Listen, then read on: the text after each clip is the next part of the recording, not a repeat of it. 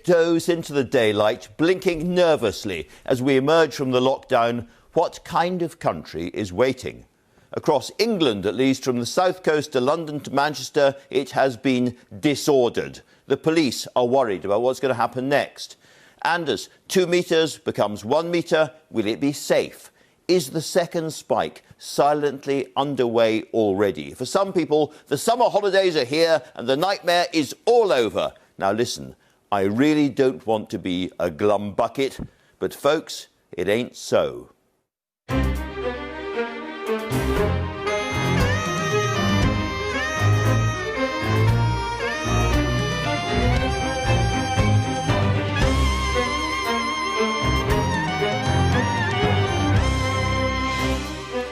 Following those disturbances on beaches and in city centres, I'm joined this morning by the Home Secretary, Priti Patel, by the former Labour leader, now Shadow Business Secretary, Ed Miliband, and I'll be talking to Jeremy Farrar, a member of the government's SAGE Committee and Director of the Wellcome Trust, as well as part of Britain's Vaccine Task Force. For an American perspective on coronavirus and Black Lives Matter, President Trump's housing secretary and a former Republican presidential contender himself, Ben Carson.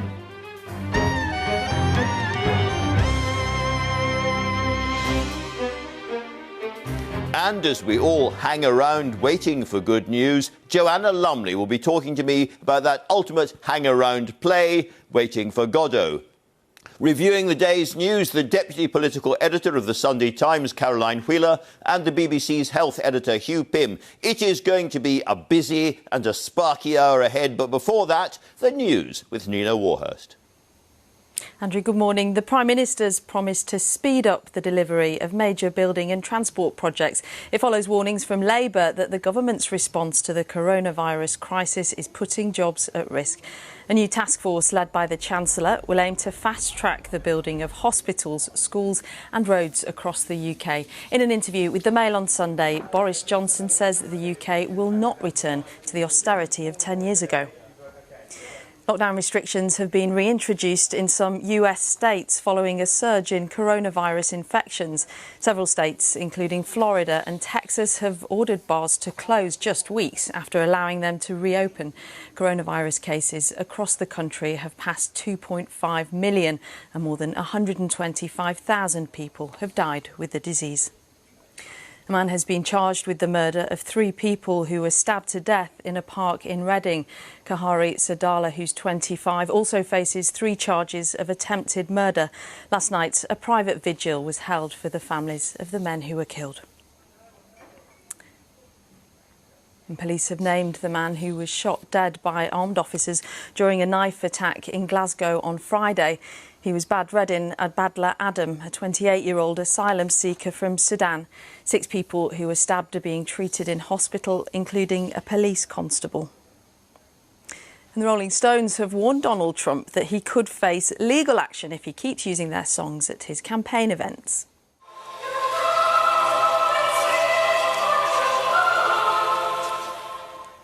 The president's team played You Can't Always Get What You Want at a rally in Oklahoma last week, but without the band's permission. They're working with the performing rights organisation, the BMI, to stop the unauthorised use of their music. That is it from me for now. The next news on BBC One is at 1 o'clock. Back to you, Andrew. Jagger versus Donald, extraordinary. Now, front pages and an equally extraordinary photograph on the front page of the Mail on Sunday. This is the Prime Minister, we're told, seen from the rear, lying on the floor, doing press-ups for the Mail on Sunday. Why? Well, we'll hear more about that later. Their main splash is billions to get Britain booming as we leave Corona. Why do we need billions to get Britain booming? Well, the Observer says because the jobless total may hit 1980s level without fresh state support. They're talking about 3.8 million people potentially unemployed unless something is done. The Sunday Times has an interesting story going again for Robert Jenrick, the Housing Secretary, who's under a lot of pressure over a deal with Richard Desmond. There's also a really interesting story here. The first local lockdown may happen as a result of a spike in Leicester, it is arguing. The BBC reported that as well locally. The Sunday Express, again the story, Prime Minister speeds up plan for Britain's new boom. And the Sunday Telegraph there, another number 10 story there. It appears that the Prime Minister is going to oust the senior Mandarin or civil servant in the country, and that is part of a big change we're told is happening in Whitehall to focus Whitehall more effectively than it has been during this crisis. Now, Hugh, let's talk about that Mail on Sunday story. First of all, the Prime Minister. Fit as a butcher's dog, he says. Yes, indeed. And that picture on the front page showing the press-ups, maybe he's trying to demonstrate that he is back to full fitness, if people needed any convincing of that. In the interview, he's teeing up this big speech he's due to make on Tuesday about investment in the economy, billions to get the economy booming again. The familiar old reference to shovel-ready projects, we've heard that one before. But interestingly, there's talk of these 40 new hospitals, which were promised during the election campaign. We're going to get more detail of that. And I think people in the NHS will be very interested in England in what the detail is there. There's also a warning to people in England next weekend when pubs and restaurants and bars reopen that the Prime Minister will watch very carefully to see whether there's any evidence of crowds gathering that are not going to be good long-term for people's health. Well, I know both the police and quite a lot of scientists are worried about the effect of pubs in particular. Lots of people crowding into small spaces so soon as the unlocking carries on. But you're a health specialist, and therefore, what does fit as a butcher's dog mean? Well, we were just speculating about that earlier, whether it meant the dog was fit because it would run around the butcher's shop looking for scraps, or actually eating a lot of meat, which probably isn't exactly the message that needs to be got across to remain fit. Exactly. Because we're also told that we're all going to be asked to use gastric bans. There's going to be a big public health campaign against fat Britain. Far too many of us are too fat. Yes, the Prime Minister teeing up the idea of an obesity strategy. It has to be said, we've heard this before. There's been measures to restrict advertising talked about in supermarkets and TV advertising. That's already on the cards, but that was rather shelved last year. So if the government wants to do that in all seriousness, then we await to hear more details. Well, let's turn, Karen, if we can, to the other big political story of the day, which is the Robert Jenrick story. You've spent a lot of paper, a lot of space in the Sunday Times on this. Just give us the essence of what you have discovered that we haven't known before. Well, the Sunday Times is reporting this morning that officials spoke to Robert Jenrick and begged him not to approve the luxury housing project, which was being pursued by Richard Desmond, and that a meeting took place where those officials said that it basically wouldn't pass the smell test.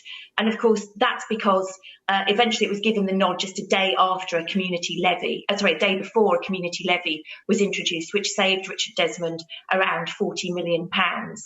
And so now we know that he was lobbied very heavily not to do it, but did it all the same. And of course, the reason that this has become such a story is because just 12 days after Robert Jenrick approved that scheme, Richard Desmond gave a £12,000 donation to the party. And lots of papers, not just ours, have given coverage to this story, and it's been now running for the past 3 weeks. And although the Prime Minister has said repeatedly that he considers this matter closed, it doesn't seem to be going away.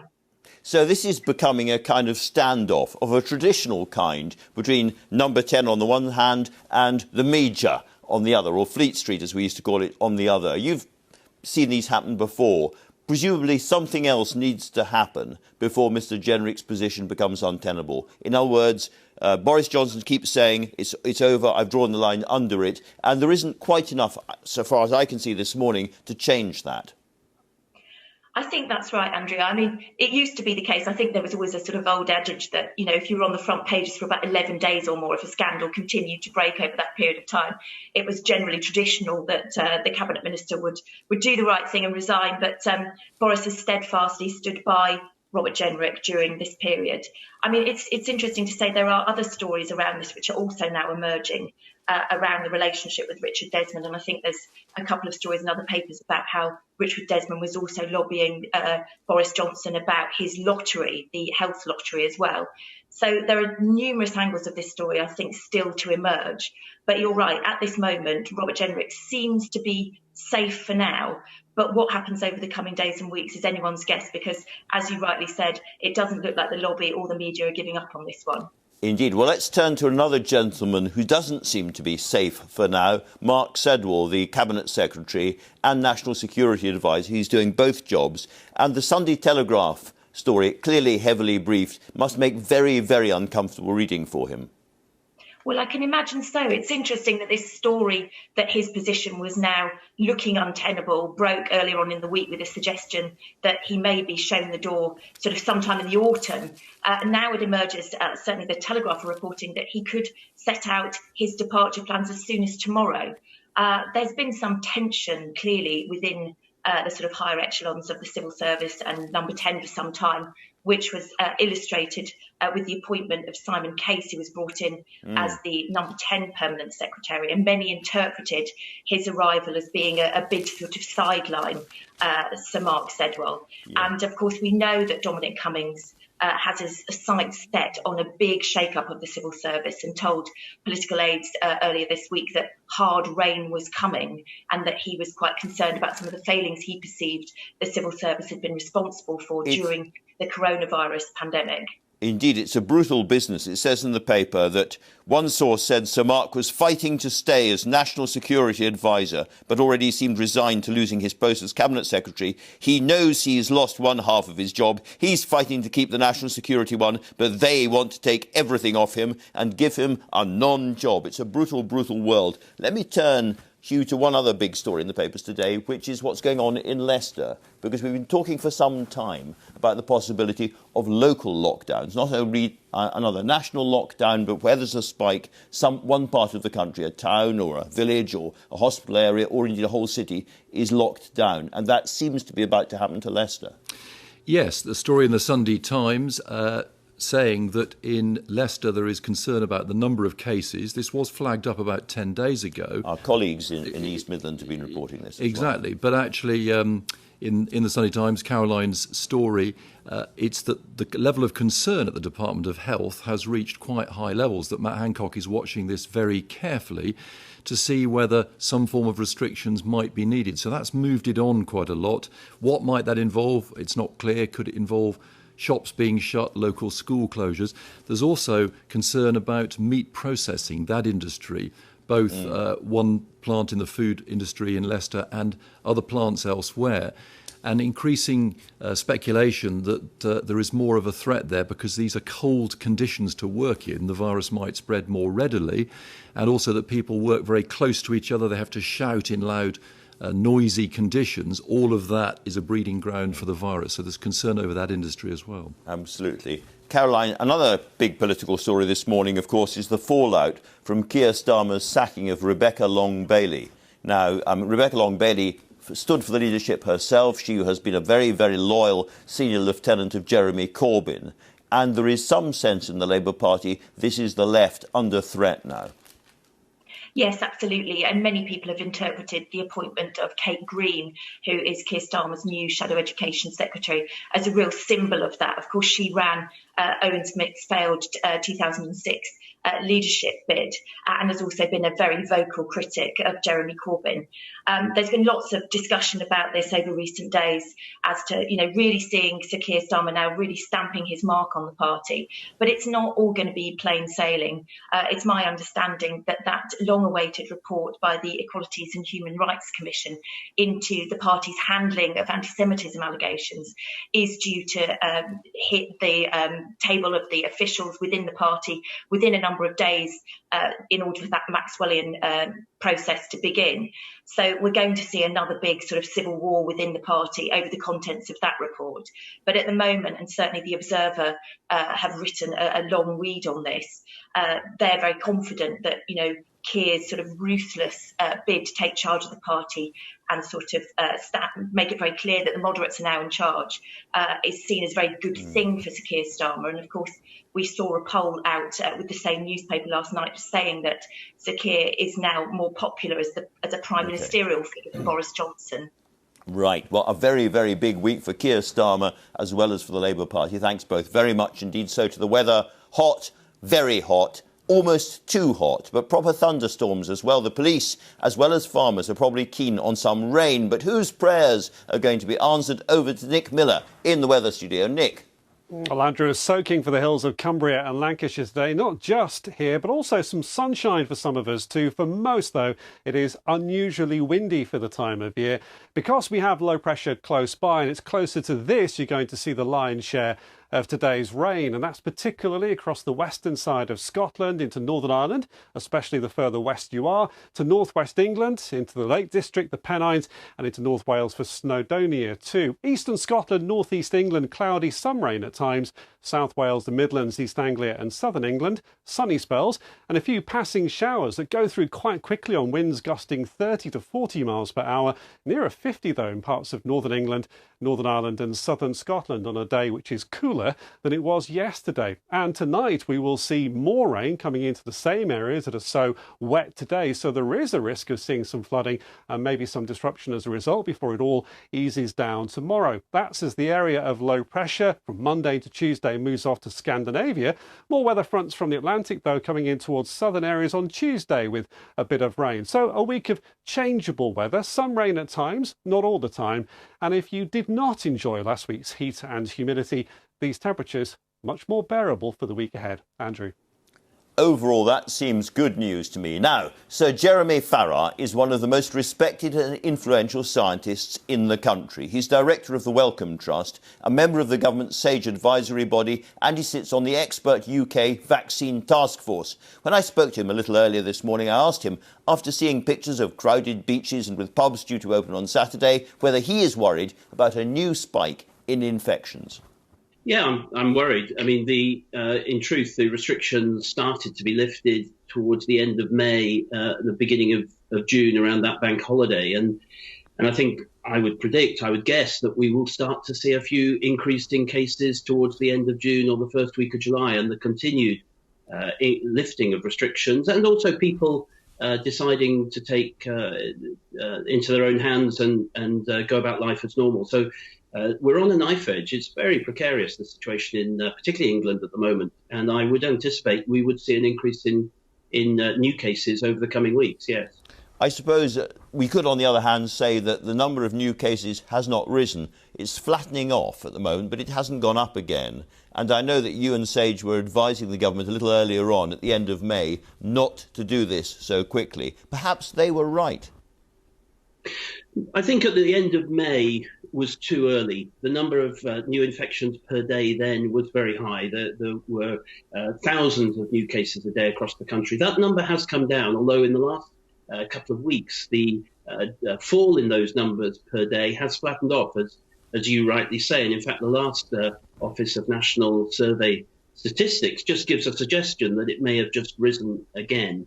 But when you've got the numbers as low as they are now, I think it is reasonable to open up the economy. We have to get the economy opened again. People have to get back to, whilst not a normal way of life, they do have to get back to lifting the restrictions that everybody's been under, particularly, I think, around young people and schools. So for individuals watching, wondering whether to go to the pub on Saturday, to go to a restaurant on Saturday, to jump in an aircraft and fly to the Mediterranean, what's your advice, one-to-one, as it were? I would be really cautious, particularly around any events indoors. It's clear that being outdoors is less risky than being indoors. There is no zero risk in any of this.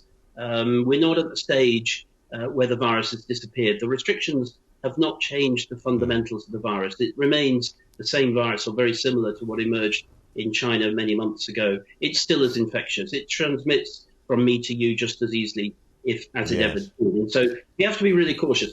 Try and stay outside, try and stay in very small numbers of people, and don't get caught in indoor settings with large numbers of people from many, many different households. I've just come back from Scotland and it's really interesting. The atmosphere there is different and I think more cautious. And they've had, I think, just 15 infections over the last couple of days, and Friday, Saturday, no deaths at all. Do you think we're seeing a divergence between Scotland on the one hand and England on the other?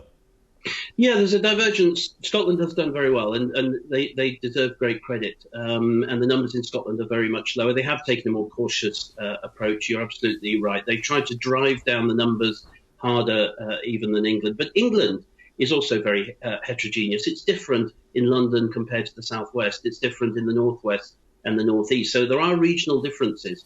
The question is now, and Do we use the next 3 months? The next 3 months are absolutely critical. The numbers are lower, but the virus hasn't changed. And come the winter, come the reopening of schools, which is absolutely critical, we can anticipate to see rebounds and second waves. The question is, do you start from a very low base of, like in Scotland, a few dozen cases or maybe a few hundred cases in England, and then you're in a good position, if there are local outbreaks, that you can respond locally and you can prevent the national catastrophe that happened in March and April. That's the key, using June, July and August really cleverly, making sure we have everything in place and learning the lessons from February and March.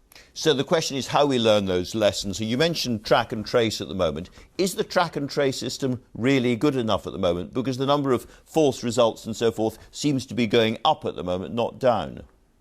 Yeah, I think Baroness Harding would be the first to admit that the test, trace and isolate system is not yet fully functional. It's better that this is being put in place now. I think at the beginning of July, it will be much better than the beginning of June. It's got to be fully functional by the beginning of September. It has to be there that people trust it, that people are willing to use it, and people are willing to respect the results that come from it. Sure. It's not fully functional yet. It must be by September. So, very straightforward question in a sense. You do expect a second spike. When do we start to see that happening, do you think? Well, we're seeing second spikes now in continental Europe, in Germany, and I think we will see rebounds. It'll be in certain situations. We've had outbreaks in meatpacking factories across the continent and indeed in the UK. I think a true second wave will come in the winter months, in October, November. And one of the really difficult things for all of us in September, October is going to be when we all get normal coughs and colds and children are back going to school and they get respiratory infections that are normal at that time of year. Have we got the capacity to distinguish normal respiratory infections, influenza and others, from COVID-19? Can we interrupt the chains of transmission immediately within 48 hours of new cases starting? And there will be some disruption of that as people with coughs and colds come into work, come into school places, and people need to think through the consequences of that. So we can use June, July and August. If we use them sensibly, we can prevent the national catastrophe that happened in March and April. If we don't have those core national infrastructures in place to do what is needed, then we will see a very nasty rebound in the winter. And you've used the phrase just now, a nasty rebound in the winter months. What does that actually mean? Does that mean many, many more people losing their lives over the winter from COVID? It could do. I mean, there's no doubt that nurses, doctors, people in hospitals have become better at treating patients with COVID. We've learned a huge amount about the disease and we're better at treating it today. And mortality rates have come down over the 6 months. But it is still a very, very nasty infection. You've got to move faster than the epidemic. You've got to move ahead of the pandemic. Once you get behind it and you have exponential growth, you lose track of it. And that's what happened across Europe, but particularly in the UK, in March and April of this year. We got behind it. We were too slow. And as a result, the epidemic took off and we weren't able to control it. We must avoid that. And if we do the right things in June, July and August, we can. So let me ask you about what using those months sensibly means, because I think we've still got the extra hospital capacity, maybe mothballed at the moment, so that's there. And the government said that they're going to stop a second wave that, quotes, overwhelms the NHS, which implies to a lot of people that there will be a second wave, but it won't be quite that bad. What else does the government have to do in that intervening period? You've got to make sure that there's trust. The society, the communities trust the government advice because public health is based on trust. Got to make sure the testing is in place and easily accessible to everybody. That people who have a test are not disincentivized. They're not hurt financially or in other ways by having a test and therefore want to have a test. It's in their interest. We have to protect the vulnerable. Care home debacle can never happen again. We know that the elderly are more at risk. We know that people from BAME communities are more at risk. We need to make sure we protect those individuals. You mentioned earlier on the other great key to all of this, which is a vaccine. And I know that you've got an oversight in what's going on around the world. We've talked about the Oxford team, we've talked to the Imperial team here. But I think it's something like 130 different vaccine teams working around the world. And I read this week that China seems to be a little bit ahead. Is that your understanding? And if the Chinese get a vaccine, will we get it too?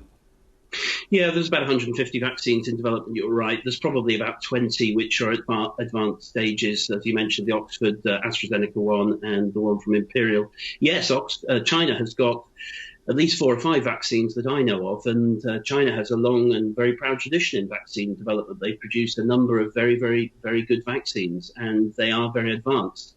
China will need to work with the rest of the world because there are so few cases in China now that in order to find out if the vaccine works and is safe, those are the 2 really important things that we have to do. We cannot cut corners on that.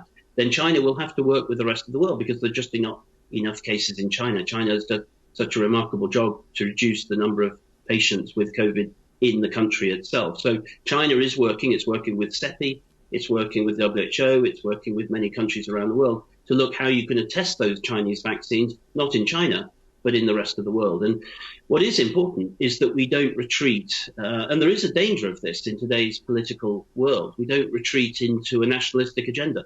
There is no enlightened self-interest in it being a Chinese vaccine or a British vaccine or an American vaccine or a German or Indian or a Cuban. We don't know where the vaccine will come from. And certainly I've been very concerned of something akin to vaccine nationalism, where I've got my vaccine but you haven't got one. And if we do that, the world will polarize, the world will become ever more nationalistic, and we won't sort out the pandemic. So it's neither a good it's not smart scientifically, and it's not good in terms of geopolitics.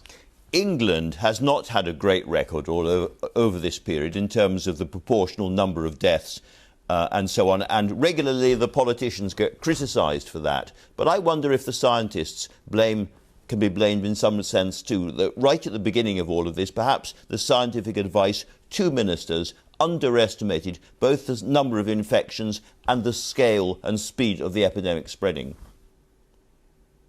Yeah, there's no individual to blame here. Everybody has made mistakes. I mean, I come from a scientific side, so there's no doubt that none of us had seen an epidemic that had spread as fast as this and as geographically dispersed as this. And I think increasingly we're learning actually this was probably spreading in December, if not before that. So the advice that ministers were getting wasn't actually accurate at the beginning? Well, you can't be accurate at the beginning, and that's the truth. What you have to do as a scientist at the beginning is be open to all possibilities. I went through SARS when living in Vietnam and then through bird flu, and the lesson I learned is don't ever underestimate the power of a respiratory infection to spread around the world. It is devastating. And if you underestimate it, if you don't prepare, if you don't work faster than the pandemic itself, you will get behind it as it goes into its exponential phase. And then you take months to catch up. And that's exactly what has happened. And yes, there were undoubtedly mistakes made that will come back to be reviewed, I'm sure, in the future. But I do think now, June, July and August, come back to these next 3 months. These next 3 months will define the rebounds and second waves that we will go into in the end of 2020 and throughout 2021. We have a chance to stop these epidemics becoming pandemics. We have a chance to stop local outbreaks becoming national catastrophes. Right. If we learn the lessons that went wrong in January and March, then we can stop that happening. But we have to learn the lessons. So, Jeremy, thank you very much indeed for talking to us this morning. Thank you. And now, just weeks after becoming the Labour leader, Sir Keir Starmer sacked his first front bencher this week. Rebecca Long-Bailey was relieved of her brief as Shadow Education Secretary after sharing an article that Keir Starmer said contained an anti-Semitic conspiracy theory. I'm joined now by the former leader of the Labour Party, Ed Miliband, now the party's Shadow Business Secretary. Welcome, Mr Miliband. Was it right that Rebecca Long-Bailey was sacked? It was. It's important to explain why. Because Rebecca is a very decent person, but the reason why it was a problem, the Maxine Peake interview, so the original interview and what Rebecca then tweeted, is not that it had a criticism of the state of Israel. I'm a big critic of what the Israeli government has done on a number of occasions. It's that it was a false criticism of the state of Israel, linked, or rather the Israeli Defense Force, linked to the death of George Floyd, wrongly, saying that somehow the tactics that had killed George Floyd had been learnt from the Israeli defense. Let me explain why this is an important point.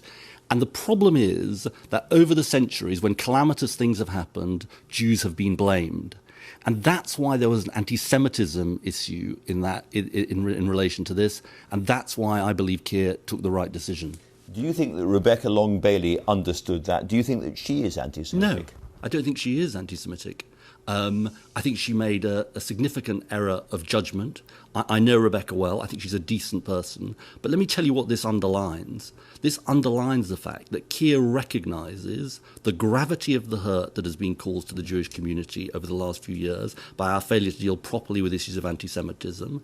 And it indicates that he is absolutely determined to get on top of it, because we cannot have a debate at the next general election about whether Labour is an anti-Semitic party or whether Labour is allowing anti-Semitism. Well, just in the interest of natural justice, as it were, let's remind ourselves what Rebecca Long-Bailey herself said, that she said that she'd retweeted an interview that her constituent, Maxine Peake, the actress, had given. Its main thrust, the interview, was anger with the Conservative government's handling of the current emergency and a call for Labour Party unity. In no way was my retweet an intention to endorse every part of that article. That is a perfectly reasonable explanation. And I wonder, therefore, whether sacking her so abruptly wasn't an overreaction. I don't think it was an overreaction. I don't think there can be a sense of overreaction when you know the scale of the problem we face. And the problem about the interview, and I've met Maxine Peake as well, who I think is a perfectly decent person. But the problem, and Maxine Peake has apologised. Yeah, and I think that's significant, because I think the problem about it was it's the casualness of it that is in a way the problem. A terrible thing happens to George Floyd, and the Israeli Defence Force is somehow singled out. I think Britain has trained has had exchanges with American police forces, but Britain wasn't singled out. And I think, and that's why we've got to be incredibly vigilant on these issues. See, not everybody in your party agrees with that, do they? Because John McDonnell, very senior figure in the party, former Shadow Chancellor, he says, it's always been said criticism of practices of Israeli state is not anti-Semitic. I don't believe, therefore, that this article is, or Rebecca Long-Bailey should have been sacked. I stand in solidarity with her. Sure, well, there's a disagreement, and Keir's the leader. But, honestly, I'm a big critic of the state of Israel. Look, there were parts of the Jewish community that didn't like lots of the things I said about Israel when I was leader. I've never shrunk from criticisms of Israel. When I hear that there may be the annexation of 30% of the West Bank by the Israeli government, which may happen under the so-called Trump peace plan soon, I think it's appalling. It's absolutely not. Okay. It's absolutely not about whether you can criticise the state of Israel. I want to be crystal clear with you about that. That is not anti-Semitism. But as I say, John McDonnell disagrees with you about that. Sure. I mean, very, very senior member of the party. What should be done about him? No, well, nothing's going to be done about him. Look, the point about this is that I think there's a danger here, which is that people try and make this into a sort of wider issue. I heard something in your paper review about how Keir wants to purge these people. He's not about purges. I know the guy. Let me just make this point. Look, he's a principled guy. He's a guy with integrity. He wants to change this country, and he wants to change this country by unifying the Labour Party, but also not having the Labour Party sort of mired in issues which frankly sort of provide a stain on us. But it's not exactly zero tolerance if Rebecca Long-Bailey is removed, but John McDonnell and many other people in the Labour Party stand in solidarity with the original article. Come on, Andrew. They do. He's not about to expel everybody in the Labour Party who says this. Look, the point is Rebecca Long-Bailey said this thing, tweeted this article. Keir took very strong action. And now we need to move on and deal with the issues of anti-Semitism that we face. Well, let's turn to the left in the Labour Party and their feelings about this, because, as you know, a lot of people are really, really worried, really angry about this. Some people leaving the Labour Party, some people staying. Ian Lavery, who was a former party chairman, has encouraged people to, in his words, stay inside the party and fight. Good. Is that what they should do? We should fight the Conservatives, definitely. I completely agree with Ian Lavery on that. It's... So this is not a wider purge of the left about to start? No, of course it isn't. I've known Keir Starmer a long time. He's somebody who cares passionately about the inequality we face in the country, about the climate emergency we face, about the jobs crisis we face. And I think sometimes, and I thought this sometimes during Jeremy Corbyn's years, I actually think on policy, there was a lot more that united us than divided us. I think, sometimes we talk about at burying our differences. I think the Labour Party, we sometimes are good at burying our similarities. And actually, there was lots we agreed on. So Keir wants a radical, transformative agenda for this country. But we've got to focus on that. Right. And we've got to not focus, we've got to deal with these other things that have been a massive problem for us. Well, we'll come on to the radical transformative Sure, agenda in a moment. But let me ask you about what's going on right now, which is the unlocking, the end of the lockdown. Sure. By and large, it's a very important moment for the country. Pubs are going to open, for instance. Sure. Restaurants are going to open on Saturday. Does the Labour Party support that unlocking? It does, yes. Because we've been constructive about this, and I think you've seen in the way Keir has approached these issues, he's recognising that there are lots of difficult balancing decisions that you've got to take.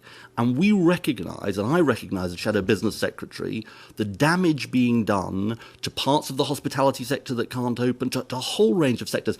Our argument with the government is not about that. Our argument is that they are pulling the rug from under lots of parts of our economy which can only either partially or not reopen, let me finish this point, not reopen at all, by saying, and this is sort of, I think this is just really wrong, they're saying they're going to have to start contributing from the beginning of August to the furlough of their employees, So you'd like to see the furlough go on. and end it from October.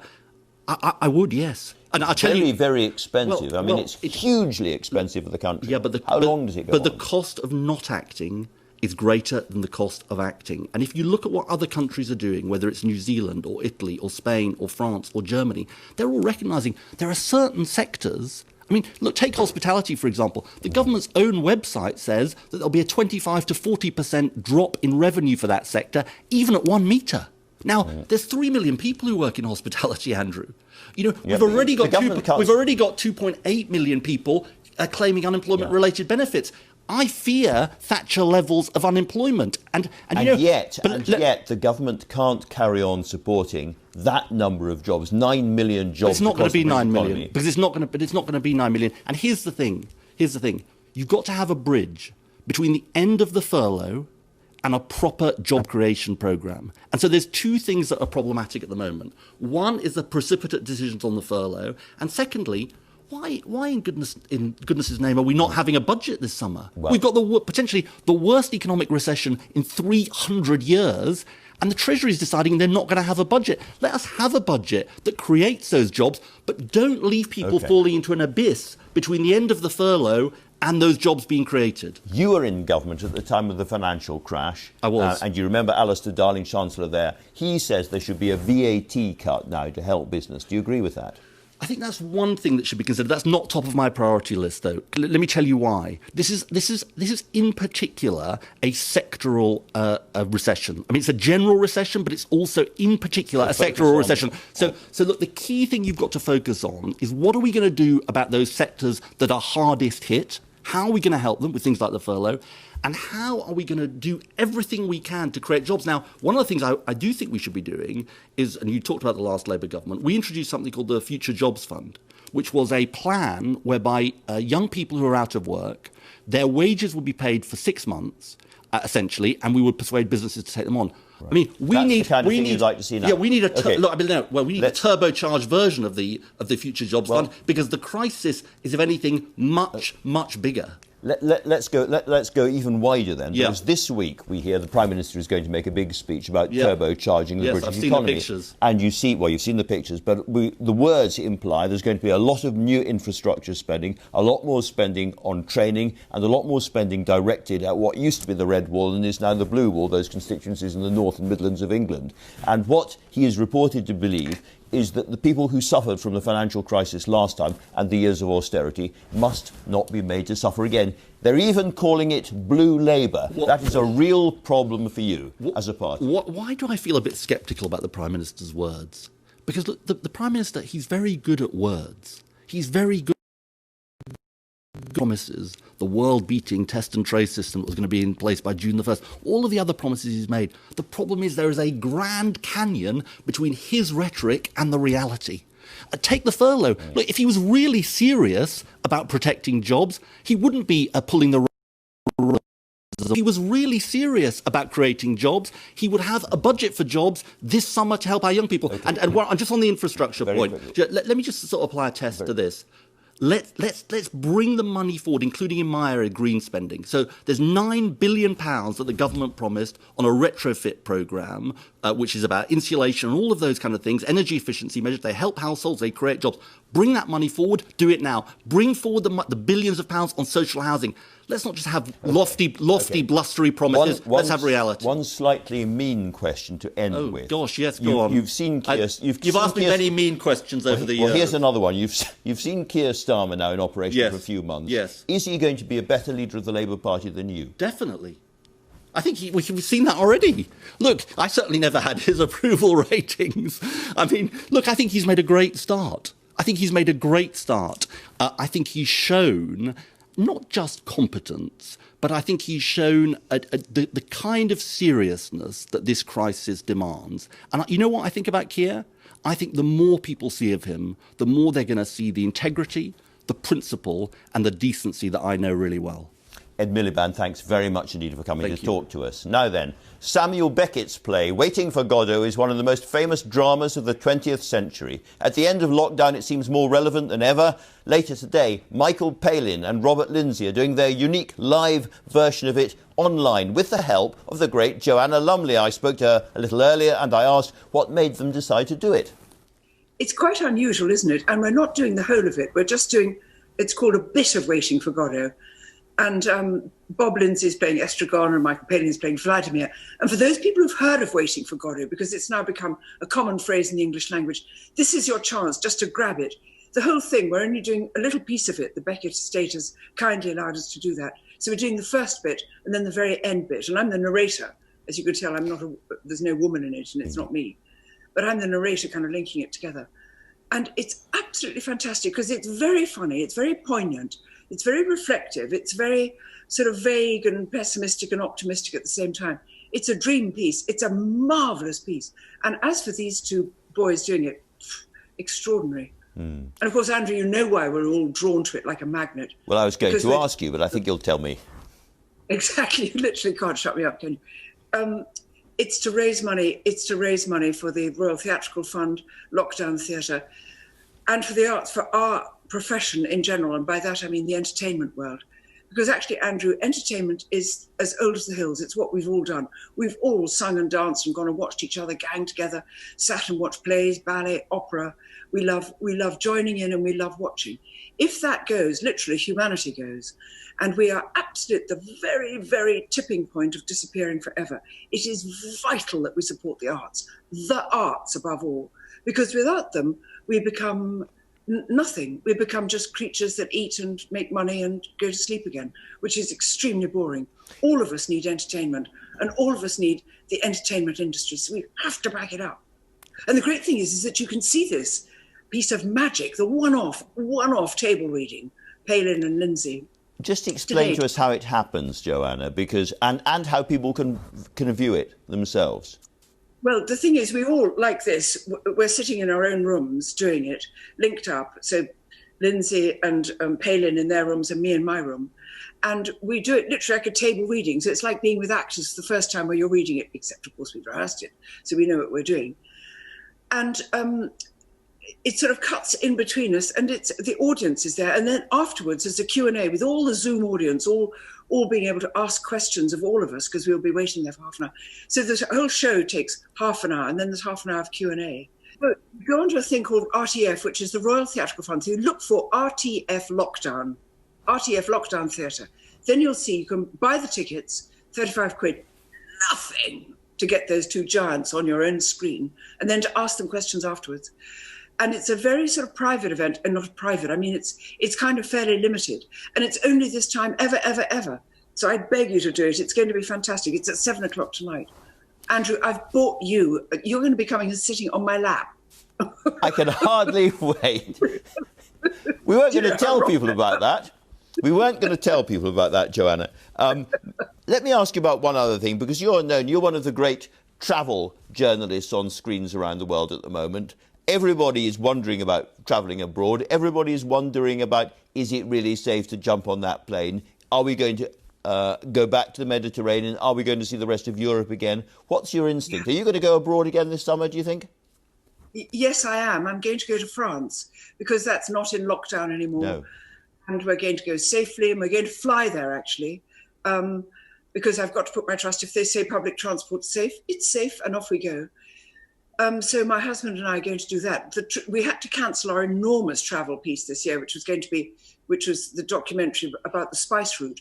But I'm doing a lovely tour around England. But before that, Andrew, in this lockdown period, I've been looking through my documentaries, and of course, for masses of the takes, masses of the whole sequences, we couldn't fit them in because literally the programs can't contain so much footage. So I've put together 3 programs of the most extraordinary stories, which we've had to leave out of journeys to Trans-Siberia, Mongolia, Japan, China, Iran, Uzbekistan, everywhere. We got together all the stories which we had to miss. That's coming out at the end of July. So it's been a busy time. Joanna Lumley, thanks very much for talking to us. Thank you so much, Andrew. It's always a pleasure. Ben Carson is the only black member of President Trump's cabinet, where he serves as Housing and Urban Development Secretary. An eminent neurosurgeon, he ran to be presidential candidate himself in 2016. Now, as you heard in the news, some states are reimposing a lockdown despite Donald Trump having already claimed victory over the virus. On Wednesday, there was a new daily high of 40,000 infections in the US. So when I spoke to Mr. Carson on Friday, I began by asking him why cases are still rising. Well, there are a couple of things that really need to be looked at very closely. 40,000. And if you go back a couple of months ago, it was quite a bit less than that, but the mortality rate was much higher. We were up around 2,500 deaths per day. Now we're down to 650 deaths per day, even though the number of cases has increased. Now, it was expected that the number of cases would increase, obviously, when we started reopening things. But I think a lot of people kind of went overboard and, have not been socially distancing, haven't been wearing their mask, and have been congregating closely together, particularly a lot of the young people. And that's why you see the average age of those who've contracted the virus much lower now. But of course, those individuals are much less susceptible to mortality. Well, it's disturbing that people aren't following the recommendations. And I think you're probably going to see much greater emphasis on that. As a response to that, the EU is now talking about banning all Americans from travelling to Europe because of the high rate of infections of coronavirus in the United States. What's your response to that? Well, I think they have to do what they have to do. But I'm very hopeful that we can get people to really listen and to pay attention. I get the impression that in some other parts of the world, people are being very serious about the social distancing, about the wearing of masks, and about the sanitation. And we just have to become that serious again. We did it once, and then I think people were cooped up for such a long time. They just said, oh, it's over. Life is good. But of course it's not. You really do have to exercise some discipline. Overall, the United States has the highest number of deaths from COVID-19 in the world. And yet President Trump says he's done a great job. Do you think he's done a great job? Well, there's always room for improvement, and that's what we're always going to be looking at. Analyzing the data, looking at best cases, and adjusting accordingly. Well, it seems the American people aren't very impressed because President Trump's ratings are now going down quite sharply. And then, of course, there was the very embarrassing Oklahoma rally. Do you think COVID-19 marks a turning point in this president's fortunes? Well, I suspect that probably anybody who was president right now wouldn't be looking too great, quite frankly, because of circumstances that they can't necessarily control. But the election is quite a distance away. And if you've been following American politics, things turn on a dime. Well, let me ask you about an extraordinary thing that President Trump said at that rally in Oklahoma. He said about testing, when you do testing to that extent, you're going to find more people, you're going to find more cases. So I said to my people, slow the testing down, please. Now, you are a very eminent doctor yourself. Do you support that kind of approach to testing? Well, I think he was just trying to make the point. Sometimes, choosing words that maybe I wouldn't choose, but his point was that obviously you're going to have a lot more people positive if you test a lot more people, because 25 to 50% of people are asymptomatic. They're walking around out there, they don't have any symptoms, they don't know that there's anything going on. That's a lot of people. And if you go out and start testing those people, obviously your caseload is going to go up dramatically. And yet, surely, what everybody needs is the maximum amount of reliable information. And if you don't test, you don't get it. It would be very nice, obviously, to test 100% of people. But do recognize that when you test someone, with the rapid test, you may prove that they're negative that day. That doesn't mean they're going to be negative the next day. Well, let's turn, if we may, to the Black Lives Matter protests that have been rocking America in the last few weeks. When you were running as a presidential candidate yourself, you said of Black Lives Matter that you thought it was focused on the wrong targets and that it was ignoring black families torn apart by self-inflicted wounds. Is that still your view? I would much rather see the focus on places like Chicago, where we frequently have a dozen or 24 black lives snuffed out in one weekend, and nobody seems to care. That bothers me quite a bit. When you say that nobody seems to care, is that because this is black people killing black people? I don't know exactly why no one cares. I care a lot about it. It seems to me that it doesn't really matter, who's committing the crime. We're losing a lot of precious lives, and that's what we need to be concerned about. Now, you yourself had a really, really tough upbringing on the streets of Detroit. And when you think back to that time and what is happening on those same streets today, it seems to a lot of people that not much has improved for black families in America.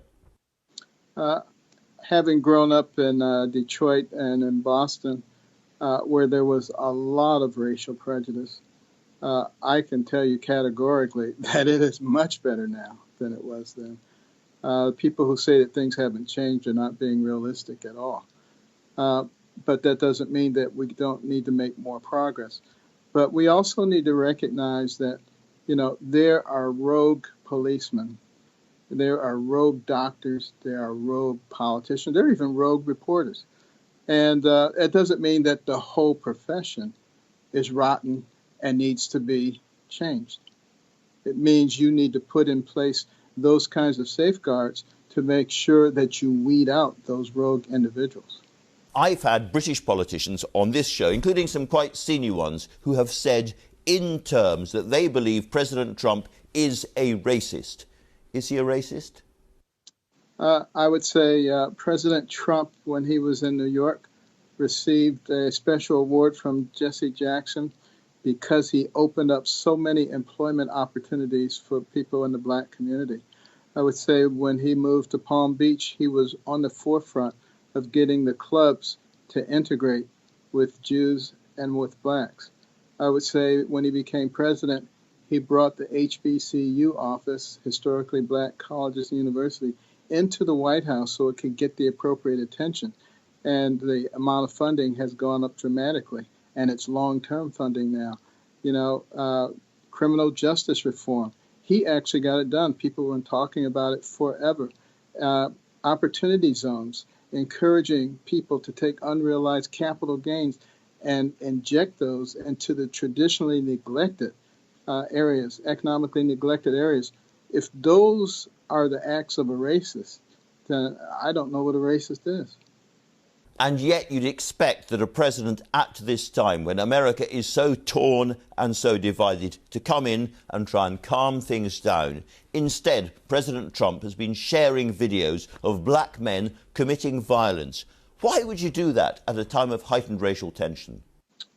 You know, people have different ways of expressing things. I think what I would probably tend to do is look more at the actions and look at the results of the actions that were carried out. You know, there are a lot of people who talk, and I would always rather look at what their actions are than what their words are.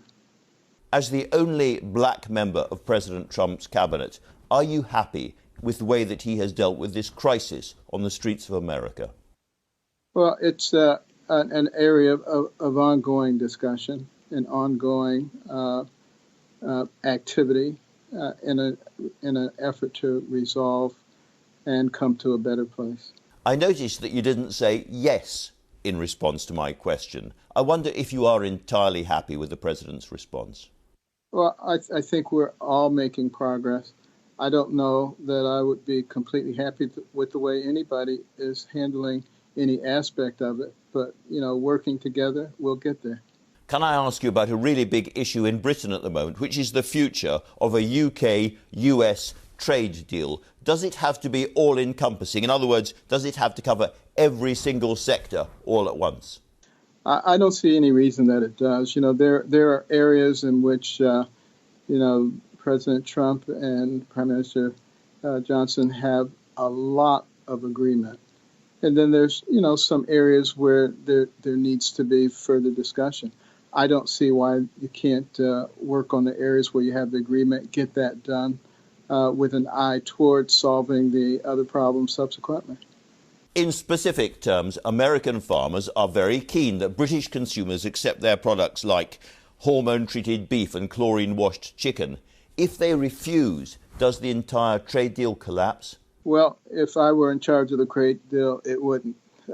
I can't, but I'm not in charge of it, so I don't know. I suspect not. I suspect there would be further negotiations and some give and take to make sure that things work out. Secretary Carson, thanks very much indeed for talking to us. Thank you. It's been a pleasure. Now then, a look what's coming up later this morning. Coming up on Sunday Morning Live, government climate advisors say we have a once-in-a-lifetime opportunity. Hear how economic and environmental recovery can coexist. Also, we'll find out if virtual reality is the future for religious services. And magical Paul McKenna gives me his top tips for staying positive in a pandemic. Join us at 10:45. The Home Secretary, Priti Patel, has always made a point of being tough on law and order. After the disturbances around Britain, she's been expressing her dismay, and she met the Commissioner of the Metropolitan Police to find out more, and she is with me now. Priti Patel, as we leave the lockdown, are you beginning to be concerned that across the streets of this country, the police are in some places losing control? Well, what concerns me, Andrew, is the fact that we are seeing people, mass gatherings. We are in the midst of a global pandemic still, a health crisis and a health emergency, that people are still gathering in quite inappropriate ways. And obviously we have seen in recent weeks protests, demonstrations that have turned ugly and violent. I've seen far too many assaults on our hard-working, our outstanding police officers. That is unacceptable. And then more recently, in the last week or so, we've seen gatherings, street parties, people behaving in ways in which that, quite frankly, are just not right Yes. and not proper. So with regards to policing, I spend every day speaking to our policing leadership across the country, almost every day with frontline officers as well. And our officers are resilient, they are remarkable. I think they've been true heroes throughout the global pandemic, throughout the last 13 weeks with coronavirus. But the fact of the matter is, we still have this disease in our communities, in society. We need people to be conscientious and act responsibly. And yet people are not acting responsibly. I mean, you talk about street parties, and let's just remind ourselves, look at some of the pictures from Brixton. This was, as it were, a street party, a very, very violent street party, and some really nasty confrontations here. Is that not a sign of, as it were, law and order breaking down on the streets of London? Well, first of all, that what we saw was unacceptable. police officers were assaulted and injured. There were a number of police officers that were injured that night, which is absolutely shocking. We've seen violent behaviour. I mean, that violent behaviour will be met with law enforcement. That is effectively what the police do. I have actually spoken to the Metropolitan Police Commissioner. I've made it quite clear if more support was required or needed for the police, more resources, and quite frankly, we will do whatever's needed. But it's behaviour. Behaviour is the key thing here right now. Those types of behaviours will do very little to stop the spread of the virus right now.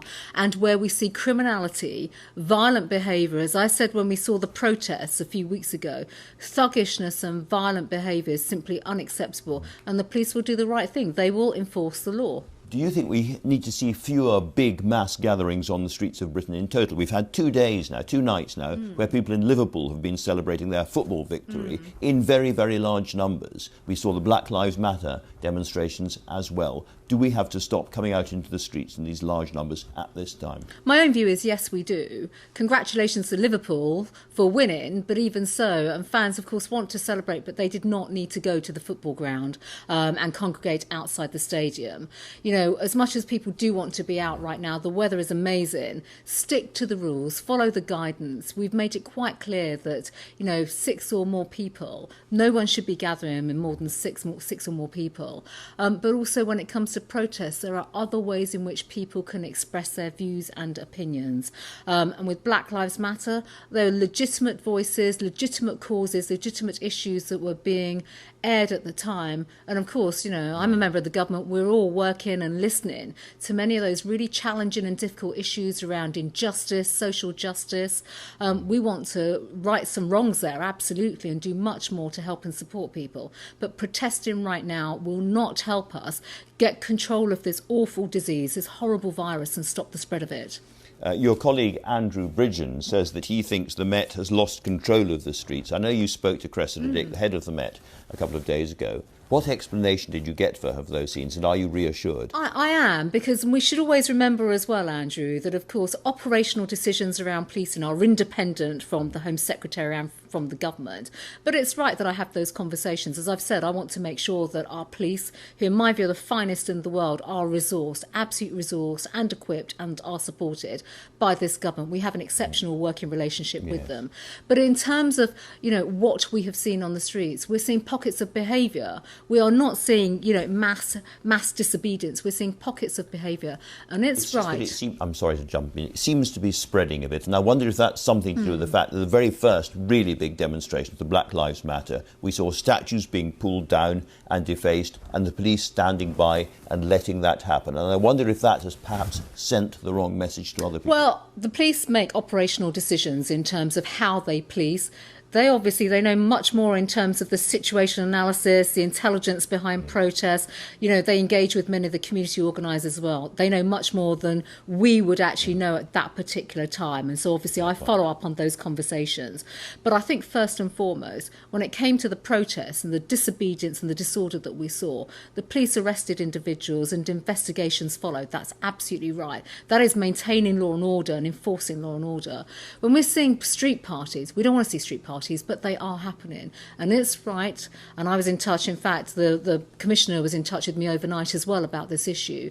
The police do the right thing. They will absolutely enforce around disobedience, violence, disorder. That is what they do. But of course, at the same time, we all, as leaders within our communities, in government, in policing, will continue to make that case. Do not meet. You know, meeting will not help those individuals in the long run, or the communities within which they're from. Well, another kind of meeting is going to start again on Saturday when the pubs reopen. We had Jeremy Farrar from Sage saying be very, very cautious to people about going to the pub, going to mingle with lots of people from different...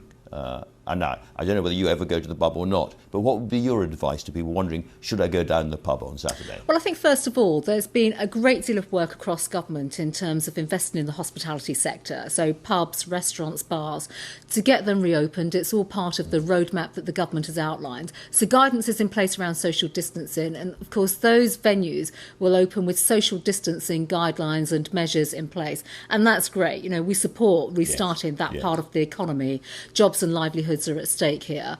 In terms of people going, I would say go, be responsible, follow the guidance, practice social distancing, follow the hygiene as well. Washing hands and all the hygiene methods are so important. But I come back to my point, Andrew, that we are living with this virus right now. We don't have a vaccine, so it's incumbent upon all of us to make sure that we keep our distance. We can enjoy ourselves in a very responsible. Yes, we can enjoy ourselves in a responsible way, but be conscientious of other people around us. It's just that the Police Federation, for instance, are really worried about Saturday. It's a hot day and the pubs reopened. They've said we have a pressure cooker building up, a perfect storm, and one of the senior members of the Police Federation has even talked about it being a real apocalyptic day. Well, we work with the police on this. We have been working, and in fact I speak to the Police Federation regularly, frequently.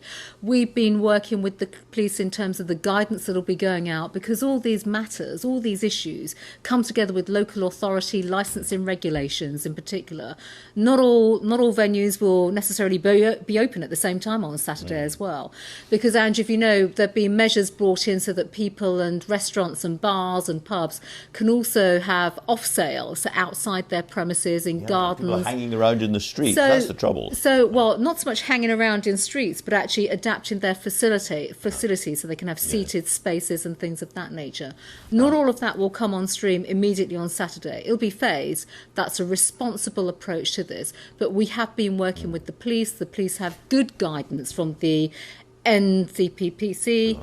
And we work constantly with the police in terms of how these measures come in place. I know it's a really, really difficult balanced judgment to take. You've got to reopen the economy, start jobs coming back again, and all of that, and you've still got the pandemic around. But again, Jeremy Farrar was expressing some real fears about a really nasty second spike or an uptick in the winter. Can I ask, are you sure you've got this right? Well, I think it's right that we are all conscientious about the concerns of another wave. I've spoken about this very publicly previously around measures at the border, in fact, air travel and travel in particular. We have to be very conscientious about the risk of a second wave. I think nothing would be more damaging for our country and for our economy if we do have a second spike, a second wave, which is why we're taking a very measured approach. It's measured, it's pragmatic, and it's responsible. And it's also, Andrew, guided by much of the science, the advice from SAGE, many of the advisors across other government departments and across those individuals advising government centrally. There's been suggestions today in the papers that Leicester may have to face a local lockdown, the first we've seen of that kind. What can you tell us about that? Well, that is correct, and we've seen flare-ups across the country already over recent weeks, just in the last 3-4 weeks in particular. There was the example of a flare-up in one particular hospital over infection control. Now, of course, that is why we have a new mechanism, a joint biosecurity centre, which is very much geared up. It's been developed to address local flare-ups. But there is going to be a Leicester lockdown, is there? So there will be support going into Leicester, and in fact the Health Secretary was in touch with many of us over the weekend, explaining some of the measures, the support on testing, resources that will go into the local authority as well, because with local flare-ups, it's right that we have a localised solution in terms of infection control, social distancing, testing, and many of the tools actually within the Public Health England space that will come together to control the virus and to stop the spread, so obviously that we can get on top of the infection. Let's turn to another issue in the papers at the moment. I've got a planning application. I'm having a bit of trouble with it. Will it help my chances if I buy a ticket to a Conservative Party fundraiser? No, it will not. It will absolutely not. And I speak now as a Member of Parliament that deals with planning at a constituency level, week in, week out. I think the fact of the matter is, Andrew, with the case that you're referring to very specifically, the issue has been dealt with, the documentation has been put out in the public domain. I'll come on to that in a second, but your colleague, the Business Minister, Nadeem Zazdawi, said on Thursday, if people go to a fundraiser in their local area, Doncaster, for example, for the Conservative Party, they'll be sitting next to MPs, other people in their local authority. They can interact with different parts of the authority. He seems to suggest it's a good thing to go to Conservative fundraisers. You meet the MPs, you meet the ministers, you can put your case. Well, I think with fundraisers, all political parties host fundraisers. It's not just the Conservative Party. Okay. And it's important, actually, that we raise money ourselves rather than being dependent on taxpayer funding, which is a situation we do not want in this country. Have you ever been lobbied at a fundraiser? I've been to many fundraisers. I speak to people of different backgrounds all the time, and I think it's not just planning, but we meet people who work for charities, NGOs. They want something out of you, some of these people. Would you watch a video if I had a 4-minute video of my planning application idea, and I passed it to you at a fundraiser? Would you watch that? Andrew, I have 4 planning authorities that cover my constituency, so I probably would not be watching videos at all. But the fact of the matter is, when it comes to fundraisers, people of all sorts of background attend fundraisers. They are there to raise money for political parties in the way in which I've just said. That is the nature of fundraising for party politics in this country. Okay. But of course, we meet people with different causes, different backgrounds and different interests. Can I run through the very basic facts about this case that we can I think, agree about? Which, first of all, that Mr. Jenrick did sit next to Mr. Desmond, sent him texts, and he tried to arrange a meeting with him. Second, that the developer, Mr. Desmond, asked him for a quick decision so he could avoid paying millions to what he called a Marxist council. Third, that Mr. Jenrick decided to do exactly what the developer wanted, against the advice of his own officials. And finally, that 2 weeks later, Mr. Desmond donated £12,000 to the Conservatives. Is all of that a coincidence? Well, look, I haven't followed the details of every single decision of this, but what I do know, and what I can tell you, is that the correspondence, the documentation is out in the public domain on this particular application, and rightly so. It's a significant decision, a significant application. The papers are published. The Secretary of State has followed all issues around transparency. It's been discussed in Parliament a number of times. Questions have been answered on this. And the matter is deemed to be closed. This goes through a quasi-judicial process. So I think on that basis, the documentation is in the public domain. I suppose it's the phrase, is deemed to be closed. The Prime Minister said the matter's closed. But lots of people, not just Marxist councils or Labour Party people, looking at this just don't like the smell. Let me read to you what the Daily Mail, one of your great supporters, has said about this case. Why on earth is Robert Jenrick still in his post? His decision to force through permission for a controversial housing development planned by a billionaire Conservative donor may not have been illegal, but it stinks to high heaven. If he had any sense of propriety, he would have resigned immediately after the deeply incriminating texts revealed his cosy relationship with the developer. That phrase, stinks to high heaven, is what a lot of people look at this and feel. But at the same time, there's been transparency around all of this in terms of documentation and correspondence. And I think that's right. The public would expect that. And it's through that process of transparency that the matter's now been deemed to be closed. Last month, a new record was set for boats being intercepted coming across the Channel. There's been lots of very distressing and disturbing reports of a big surge in people moving from France to Britain. Now, you're taking back control of the borders, and you promised this was going to be a very rare phenomenon. What are you doing to stop it? Well, there's a lot of work, Andrew, that's taken place with regards to illegal migration, and this is illegal migration. This is people coming from northern France, from parts of Calais, that are being trafficked to the United Kingdom. We are working with the French authorities on this, in particular, breaking up the camps, but also working with them in terms of policing the vast beaches in France. There is a lot of beach area, and they're being policed by the French police. But on top of that, we are looking to change our laws. So there are issues around meritless claims that have been coming through, people being trafficked, vulnerable people as well, I should add.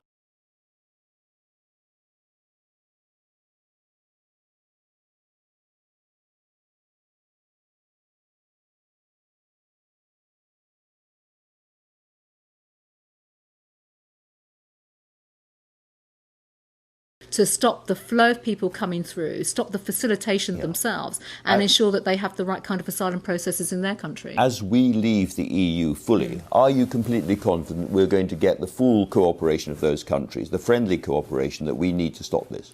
Well, I'm not seeing anything to say that we are not.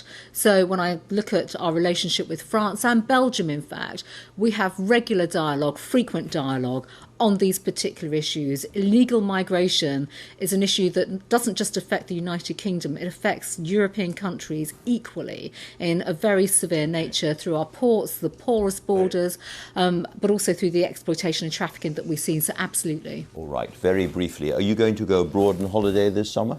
I'll be working hard throughout the summer. So no. I'll be here. All right. Thank you very much indeed, Priti Patel. That's all from me. Thanks to all of my guests and to you, of course, for watching. Next week, we'll be joined on the anniversary of the NHS by its Chief Executive in England, Simon Stevens. To say there's lots to talk about is an understatement. But until then, goodbye.